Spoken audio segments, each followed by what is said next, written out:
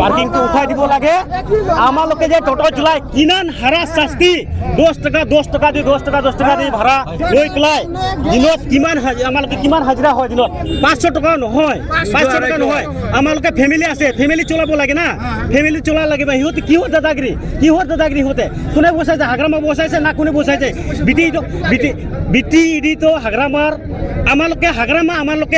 আমালোকৰ যেতিয়া ভোট আহে যেতিয়া ভোট টাইমত কৈ থাকে যে আমাক ভোট দিয়ক এতিয়া হাগ্ৰামাত জিতাই পেলাই আমালোকে যে টোটো চলাই পেলাই আমালোকে ইনকাম কৰি 500 টাকা হাইষ্ট 500 টাকা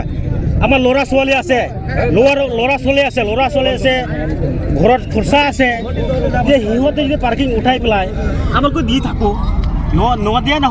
নিদিয়া নহয় মানে দি থাকোঁ আমালোকে কিন্তু আজি এনেকুৱা ঘটনা হৈ গ'ল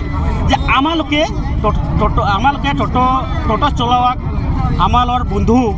সিহঁতৰ টোটো পাৰ্কিং দিয়া নাই পাৰ্কিং দিয়াৰ পিছত সিহঁতে মাৰিছে তাক লাগিব তাক এৰেষ্ট কৰিব লাগিব আৰু মোবাইল লৈ গৈছে বোলে এইটো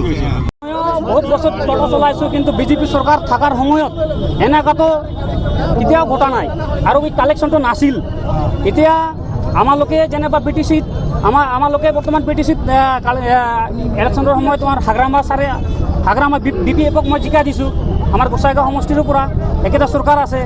কিন্তু হাগ্ৰামা চৰকাৰ অহাৰ পিছত এনেকুৱা গুণ্ডাগুৰি চলিছে আজিৰ দিনত চাই আছোঁ বৰ্তমান সকলো ঠাইত আমাৰ গোসাইগাঁৱত আমাৰ কোৰ্টৰ পৰা আহি থাকিলেও ৰাস্তাত 10 টকাকৈ লয় আৰু সিফালে আমাৰ সত্তপুৰৰ পৰা আহিলেও তাৰ পৰা 10 টকাকৈ লয় টাউনত সোমাইলে টাউনতো 10 টকাকৈ লয় আমাৰ বাছ ষ্টেণ্ড সিফালৰ পৰা গাড়ী সোমালে সিফালৰ পৰা 10 টকাকৈ লয় কিন্তু আমাৰ গৰীব মানুহ আৰু পাৰ্কিংটো বন্ধ হ'ব লাগে নেকি আমাৰ বন্ধ মানে আজিৰ পৰা বন্ধ আমালোকৰ যিটা ডাউট আছে ইয়াতে পুলিচ প্ৰশাসন থানা আছে থানাত থকাৰ পিছত আৰু পুলিচ প্ৰশাসন থকাৰ পিছত সিহঁতে কেনেকৈ এনে দাদাগিৰি কৈ পইচা 10 টকাকৈ ল'ব পাৰে এটা ডাউট আমালোকৰ এটা ডাউট আছে পুলিচ প্ৰশাসন ইয়াতে আছে সিহঁতে থকাৰ পিছত 10 টকা কেনেকৈ লয় এইটোৱে আমালোকে প্ৰশ্ন থাকিল আপোনাৰ ওচৰত